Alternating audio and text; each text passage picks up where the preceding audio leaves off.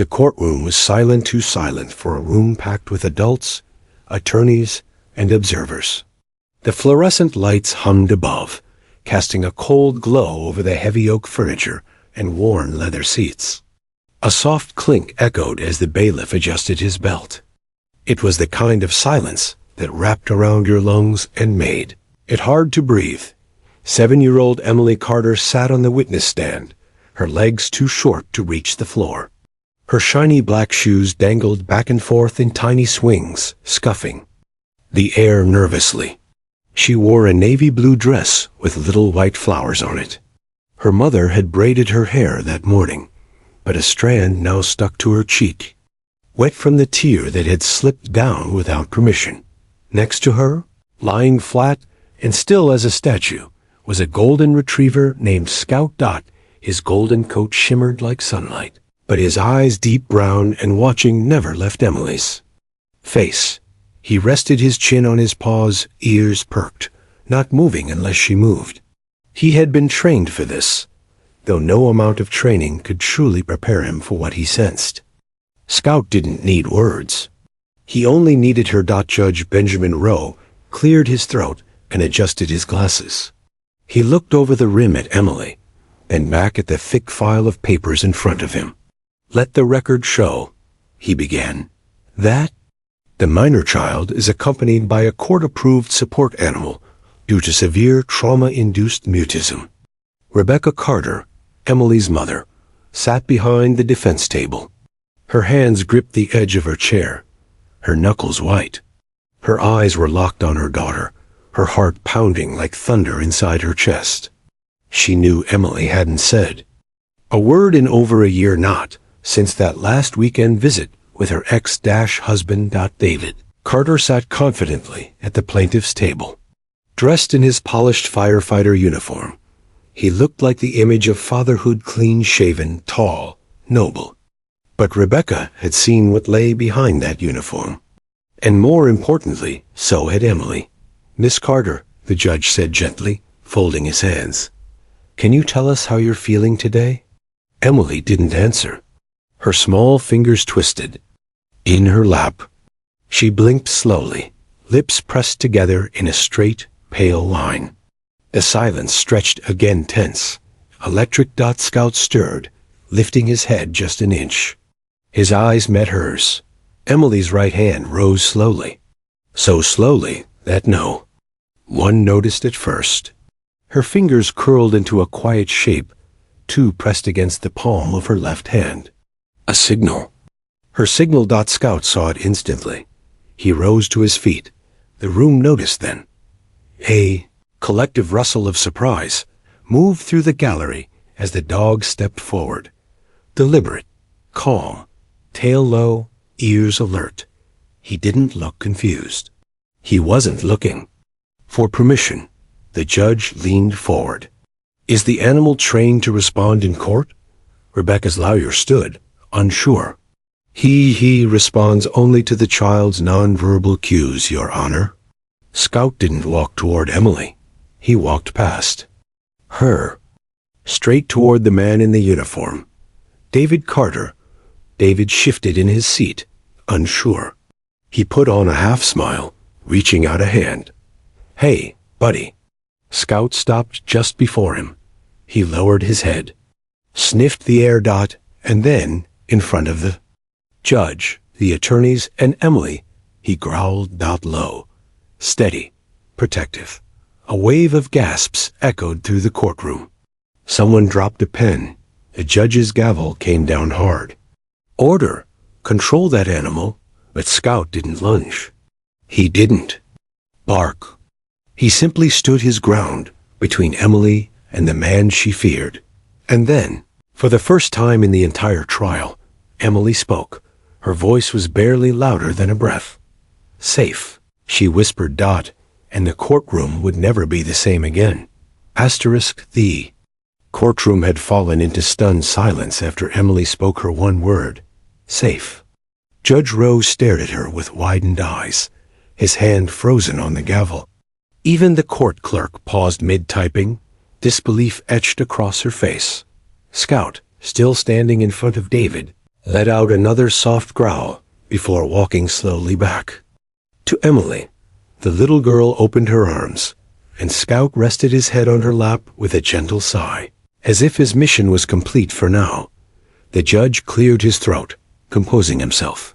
"We will recess briefly," he said firmly. "Clear the courtroom.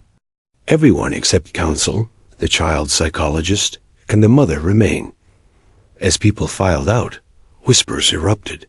Reporters clutched their notepads, already dreaming up headlines. Cameras outside would soon swarm.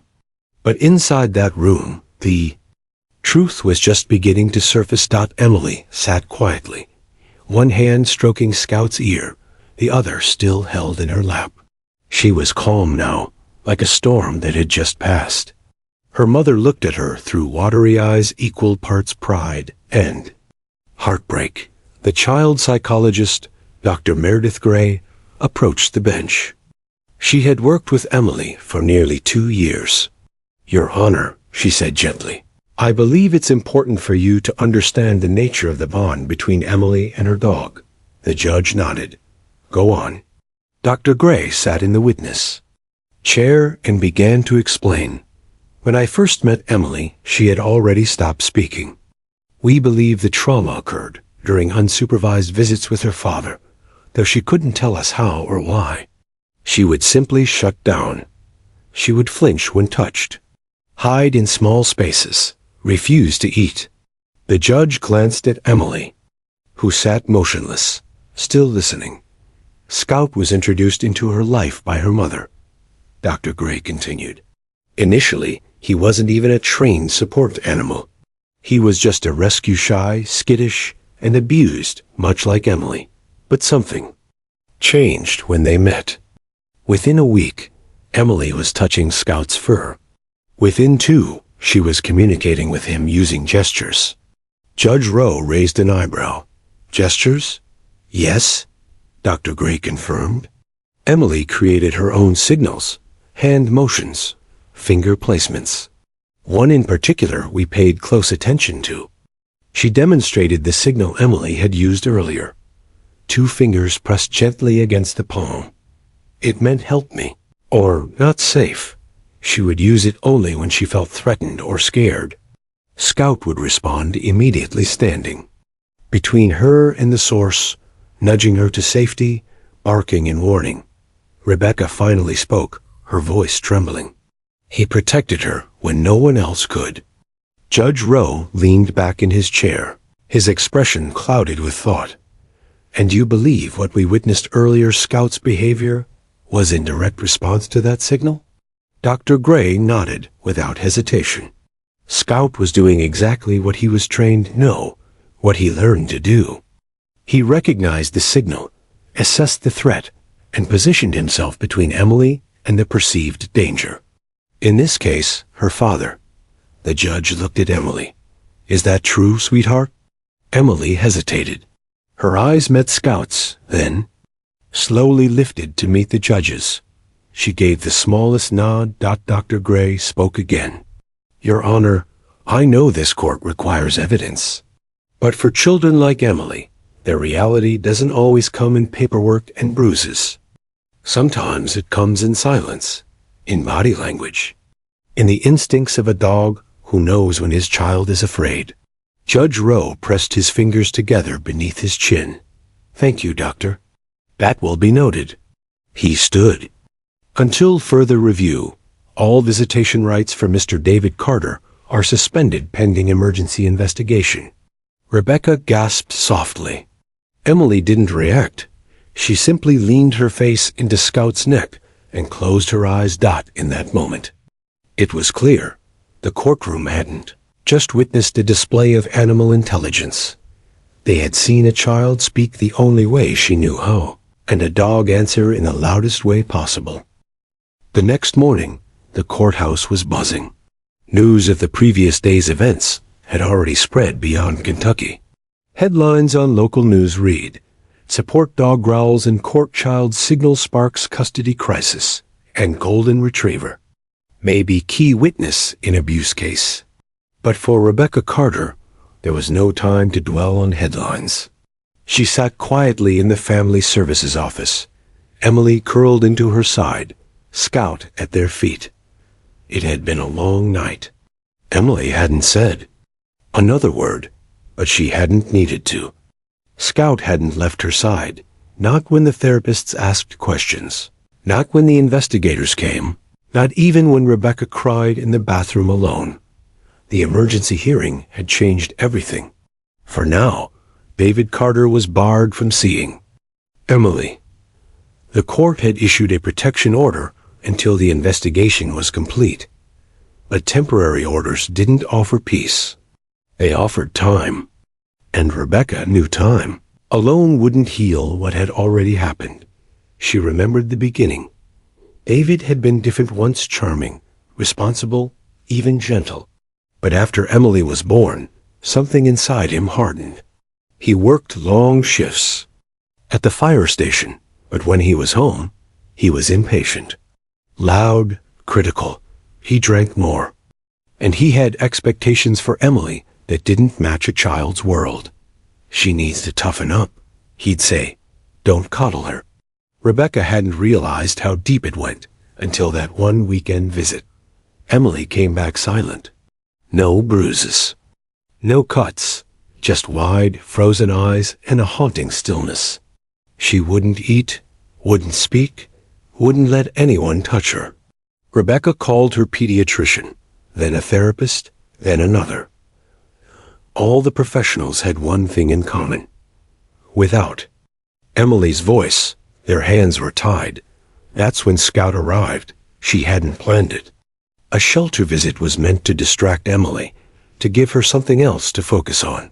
But Scout, battered and trembling in the corner of his kennel, had looked up at Emily with eyes that matched hers, broken and waiting. She reached through the bars. He leaned forward. They chose each other. Over the next year, Emily began to communicate, but only through Scout. She taught him her signs. 2 fingers on the palm meant fear. A closed fist meant she wanted space. An open palm meant she was okay. Scout understood it all. Rebecca watched them form their own language. She once caught Scout gently pushing a blanket over Emily as she slept, curled up under the dining table. Another time, she found Scout pacing in front of the closet, barking softly, and opened the door to find Emily hiding there after a nightmare. When court-mandated visitation resumed with David, the fear returned. Emily withdrew again, but she didn't run. She gestured. Scout watched every move. The visits left no physical trace, but Scout's reactions said everything. After each weekend, he wouldn't let David near the door. He'd growl softly when Emily clutched him at night. And then came the night when Emily used her signal right in front of Rebecca, 2 fingers on her palm, and Scout pushed her into the hallway.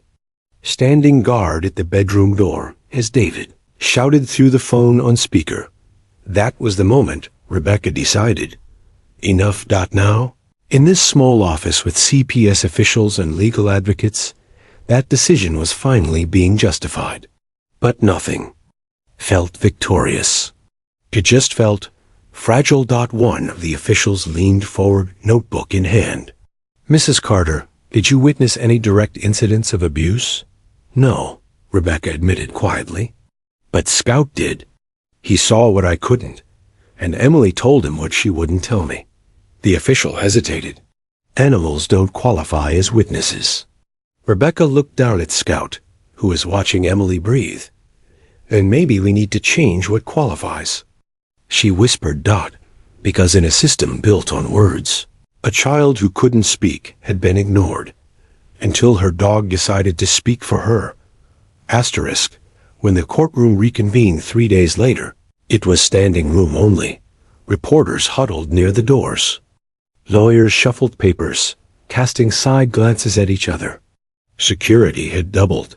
Judge Rowe was under pressure. His courtroom had become national news overnight.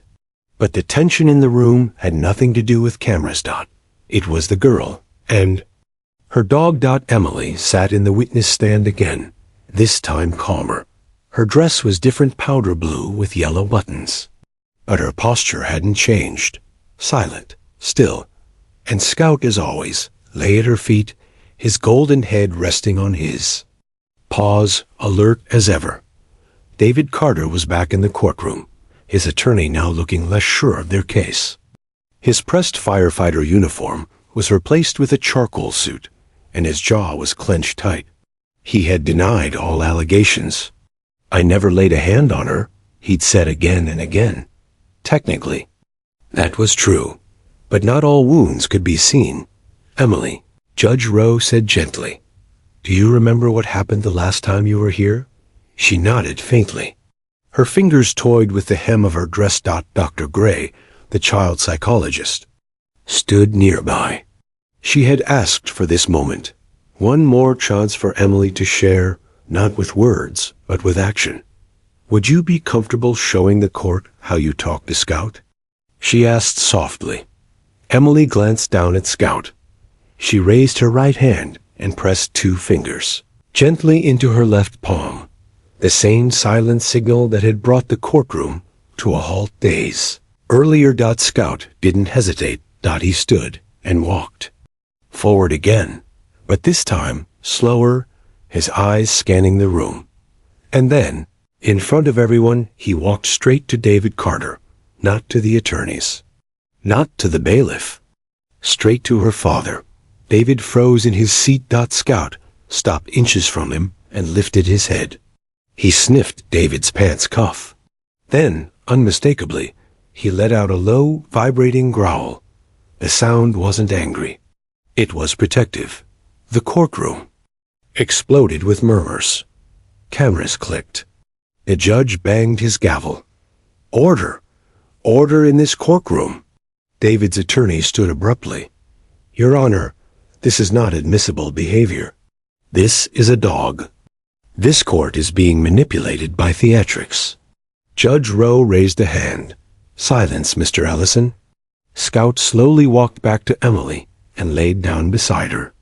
Emily reached out and stroked behind his ear, her face expressionless, but her fingers trembling. Dr. Gray stepped forward. "Scout is not performing a trick. That signal, as I've testified, has been consistent for over a year. He is responding to what he perceives as danger, based on months of observation and emotional bonding. That is not coincidence. It's instinct. But instinct is not evidence." David's lawyer snapped. "Neither is a terrified child who can't speak," Rebecca whispered under her breath from the bench. Judge Rowe turned to Emily. "Sweetheart," he asked, leaning forward slightly, "can you tell me what Scout just did?" Emily swallowed hard. Her voice came like a feather in the windsoft, but heavy with meaning. "He protected me," she said. Rebecca gasped. Emily's small fingers curled into Scout's fur. "He always does." That moment shifted the entire tone of the case.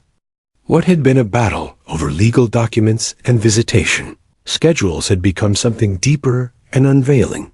Scout wasn't guessing. He was testifying. Judge Rowe leaned back, his gaze heavy with realization. "This court will take immediate recess while I review newly submitted evidence." Newly submitted evidence? Because while the courtroom had been watching Scout, investigators had been combing through security footage from the Carter home. And what they found would finally give Emily the voice she never had. When the courtroom doors closed behind Judge Rowe, the whispers in the hallway turned into a buzz. Reporters paced outside, like hunters waiting for a signal.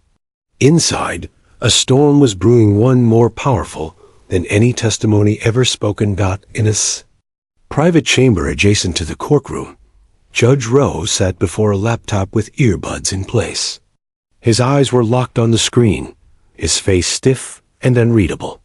Around him were 2 CPS agents, the court clerk, and Rebecca's attorney. The first video clip began. The date stamp was from a Sunday afternoon 2 months prior.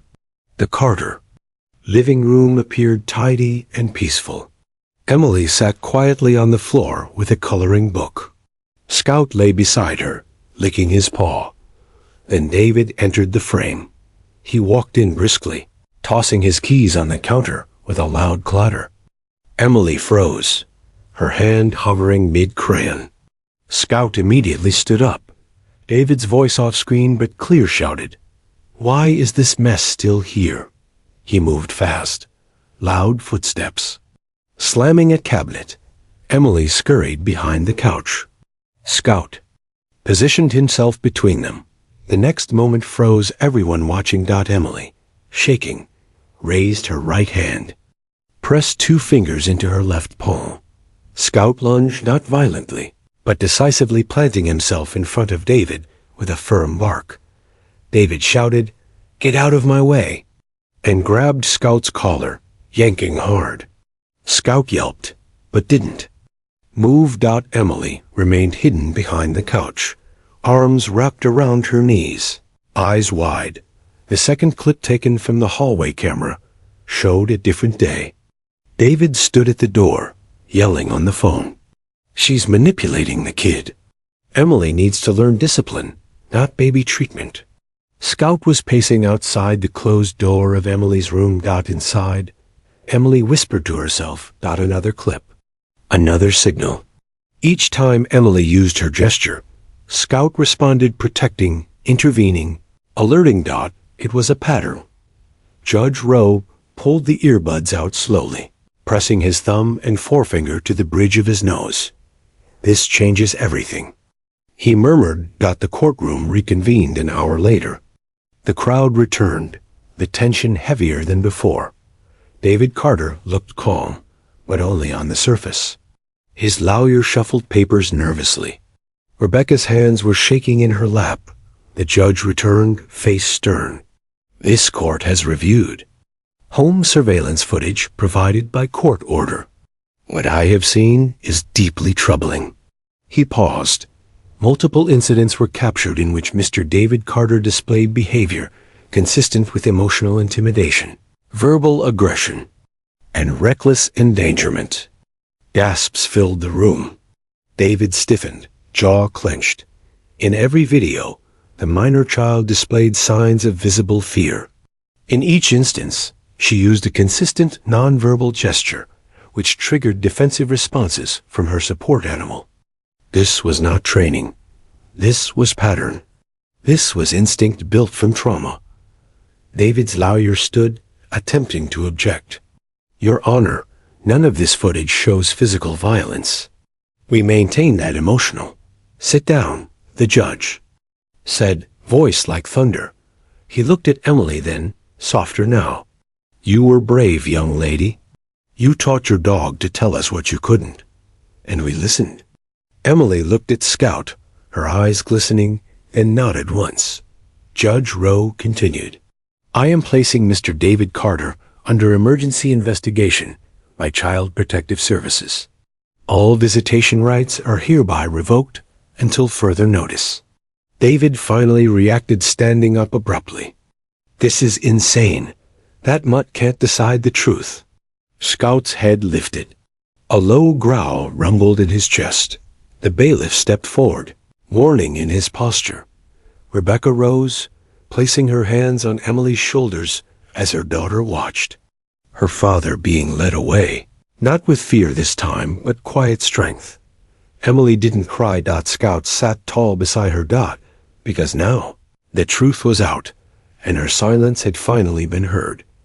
Asterisk. The footage hit the internet within hours of the courts. Review. Someone no one knew who leaked the clips to a local news station, and from there, it spread like wildfire. By morning, every major outlet had picked it up. On YouTube alone, a video titled "Support Dog Saves Girl from Abusive Father Caught on Camera" had surpassed 2 million views in under 12 hours. But it wasn't just the footage that stunned viewers, it was the signal. That quiet, heartbreaking motion. 2 fingers pressed gently into the palm. A child's cry for help. Without a single word, social media exploded.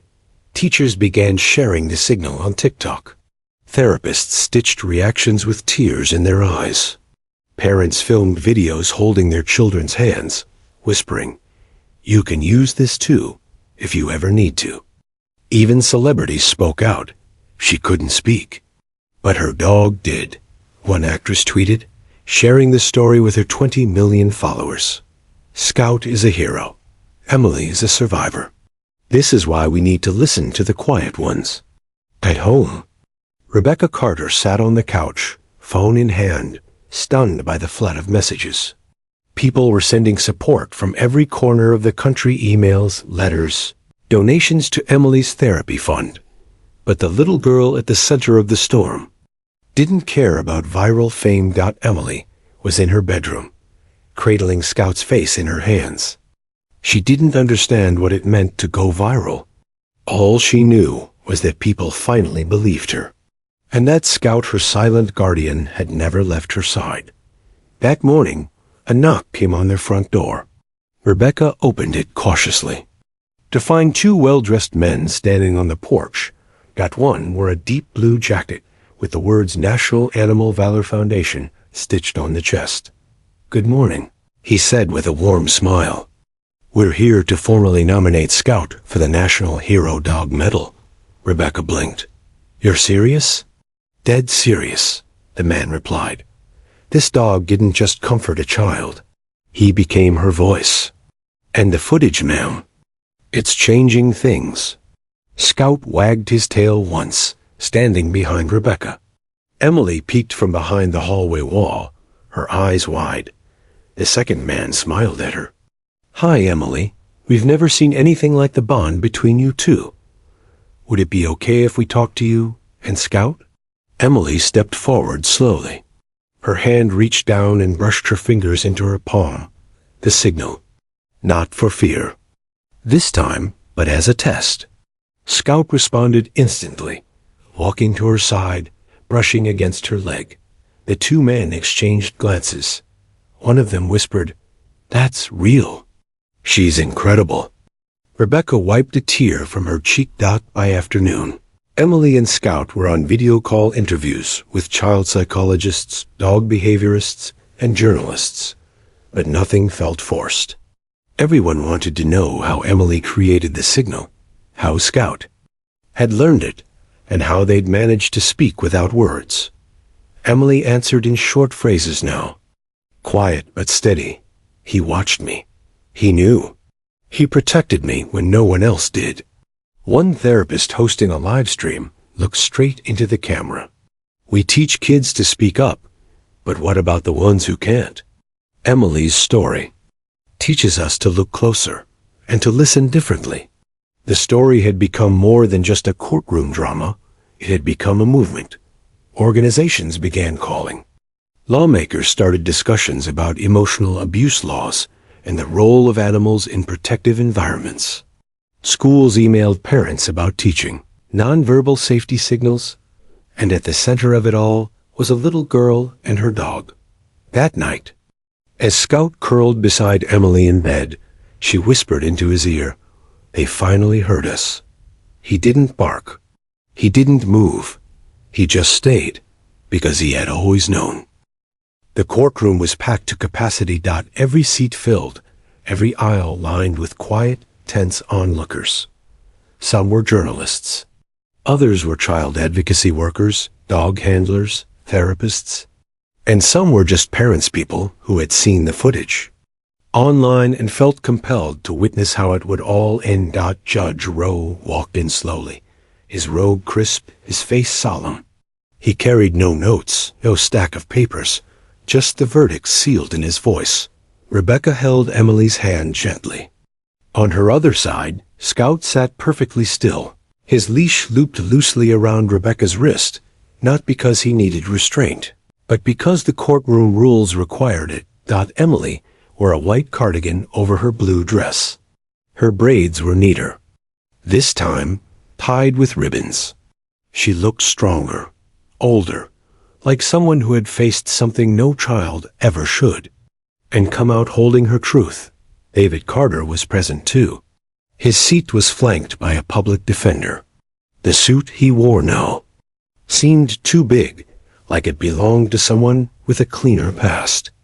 His eyes stayed forward, jaw tight. Hands locked. Judge Rowe adjusted his glasses and spoke. This case has not only captured this court's full attention, but has drawn the eyes of an entire nation. And for good reason. He paused. The room held its breath. The legal system often struggles to respond adequately when abuse leaves no bruises. Emotional trauma, intimidation, fear, these are invisible wounds. And yet, they cut the deepest. David blinked but didn't move.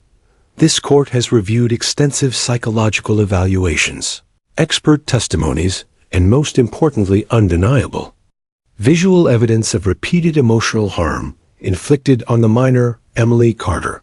He turned toward Rebecca. Mrs. Carter, your persistence, patience, and protection of your daughter is to be commended. Then he turned to Emily. And Emily, you are brave in ways most adults will never understand. You protected yourself. You created a way to be heard when no one was listening. And you taught a dog, a beautiful, loyal animal, to speak on your behalf. Emily blinked. She didn't cry. She simply nodded once and looked at Scout.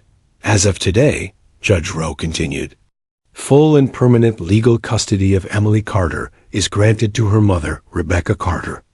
All parental rights of David Carter are suspended indefinitely. Any future reconsideration will require a full psychological rehabilitation review, approved by this court. The gavel came down. Gasps, tears, silence, and then applause. It started from one corner of the room, then spread cautiously until Judge Rowe raised a hand. This courtroom is not a place for celebration, he said gently, but it is a place for recognition. He stood and walked down from the bench, something almost no judge ever does. I've never done this before, he said, looking directly at Scout, but today I will. He knelt this tall, stern man of the law and placed his hand on Scout's head. This dog is more than a companion. He's a witness, a protector, a hero. A representative from the National Animal Valor Foundation stepped forward with a red and gold ribbon. Hanging from it was a medallion that read, Hero Dog, for courage above instinct. They placed it gently around Scout's neck. He didn't flinch. He didn't wag Dot. He simply sat tall and proud beside the little girl he had saved. A reporter called out, Emily, do you have anything you'd like to say? Emily stood. Her voice was quiet, but clear. He listened when I couldn't speak. He knew I was scared, and he didn't leave. Even when I couldn't scream, Scout was my voice. The room fell silent. She reached down, pressing 2 fingers into her palm, then smiled. It means safe, she whispered, Dot, and for the first time, it didn't feel like a warning, Dot. It felt like a promise. Months after the verdict, the quiet house, that once felt suffocating now, pulsed with a new kind of energy. Emily sat on the porch steps, Scout lying at her feet, tail wagging softly as a gentle breeze ruffled their hair and fur. The world had changed around them, but Scout and Emily's bond remained unshakable, rooted in trust, silence, and a language. All their own. In the months since the courtroom victory, Emily's voice had grown stronger. With the help of therapists, she began to speak in full sentences. The fear that once caged her heart was slowly giving way to hope. Yet, she still used her secret signal, the 2 fingers pressed into her palm, not out of fear, but as a reminder of how far she'd come. Her mother, Rebecca, often watched her daughter and Scout with awe. You both saved each other, she'd say, voice thick with emotion. Emily would smile, stroking Scout's soft head. He's my voice when I don't have words. Their story had become much more than a family struggle. News outlets around the country ran heartfelt segments about the power of nonverbal communication and the irreplaceable role animals can play in trauma recovery. Schools across multiple states introduced lessons about safety signal, silent ways children could call for help if words failed them. One nonprofit organization, inspired by Emily's journey, launched Signal Safe, a program teaching children simple hand signals and pairing them with support animals or trusted adults, trained to recognize and respond. The movement spread fast. Parents in small towns and big cities shared videos of their kids learning the safe signal, promising each other to watch and listen harder. Lawmakers introduced bills to protect emotional abuse victims more rigorously and to recognize support animals in family court proceedings. One chilly evening, Emily and Scout were invited to a gala honoring heroic animals. Lights flashed as photographers surrounded them. Scout's medallion gleamed under the spotlights, and Emily stood tall, no longer a silent child, but a brave advocate. When the ceremony ended, Emily spoke into the microphone, voice steady and warm. When I was scared, I couldn't say it out loud. But Scout understood me always. I want other kids to know that it's okay if they can't talk, that someone can still hear them. You don't have to be alone. The crowd erupted in applause. Back home, Emily's room was decorated with drawings and cards sent from children across the country. Messages like, "I learned your signal," and "Thank you for teaching us to be safe," covered her walls. Scout, now older but still alert, lay beside her bed each night. And Emily whispered the secret signal one last time before sleep. "You told them when I couldn't," she said softly. Outside, the night was quiet but alive, a symbol of hope, resilience, and a silent language that changed lives. In a world that sometimes ignores the quietest voices, Emily and Scout had shown everyone the power of listening with the heart.